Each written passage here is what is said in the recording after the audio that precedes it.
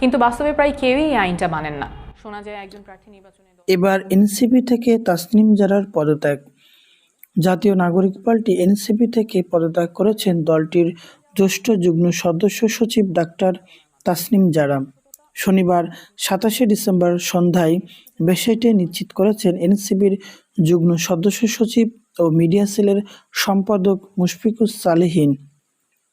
আসন্ন ত্রয়োদশ সংসদ নির্বাচনে এনসিপির হয়ে ঢাকা-৯ আসনে লড়ার কথা ছিল তাসনিম জারার, কিন্তু আজ নিজের ভেরিফাইড ফেসবুকের এক পোস্টে যারা লিখেছেন, এই নির্বাচনে স্বতন্ত্র প্রার্থী হিসেবে ঢাকা-৯ থেকে অংশগ্রহণ করব।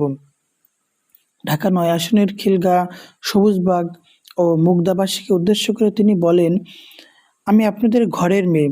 খিলগাঁয়ে আমার জন্ম ও বেড়ে ওঠা। আমার স্বপ্ন ছিল একটি রাজনৈতিক দলের প্ল্যাটফর্ম থেকে সংসদে গিয়ে আমার এলাকার জন্য বা এলাকার মানুষের ও দেশের সেবা করা। তবে বাস্তবিক প্রেক্ষাপটের কারণে আমি কোনো নির্দিষ্ট দল বা জোটের প্রার্থী হিসেবে নির্বাচনে অংশগ্রহণ না করার কিন্তু সিদ্ধান্ত বাস্তবে নিয়েছি। প্রায় কেউই এই আইনটা মানেন না।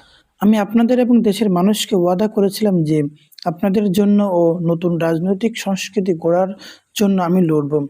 পরিস্থিতি যাই হোক না কেন, আমি আমার সেই ওয়াদা রক্ষা করতে দৃঢ় প্রতিজ্ঞ। তাই নির্বাচনে স্বতন্ত্র প্রার্থী হিসেবে ঢাকা-৯ থেকে অংশগ্রহণ করব।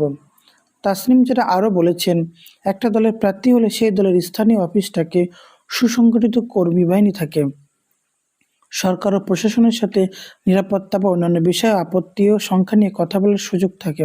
তবে আমি যেহেতু কোনো দলের সাথে থাকছি না, তাই আমার সেসব কিছুও থাকবে না।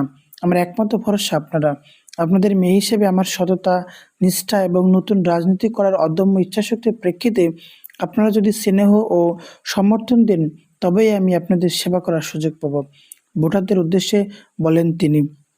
এনসিপির এই কেন্দ্রীয় নেতা জানান, নির্বাচনে স্বতন্ত্র প্রার্থী হিসেবে ঢাকা-৯ আসনের ৪,৬৯৩ ভোটারের সমর্থনযুক্ত সই সংগ্রহের কাজ আগামীকাল থেকে তিনি শুরু করবেন। একই সঙ্গে তিনি নির্বাচনী ফান্ড রেইজিংয়ের পাওয়া অর্থ ফেরত দেওয়ার অঙ্গীকার করেছেন।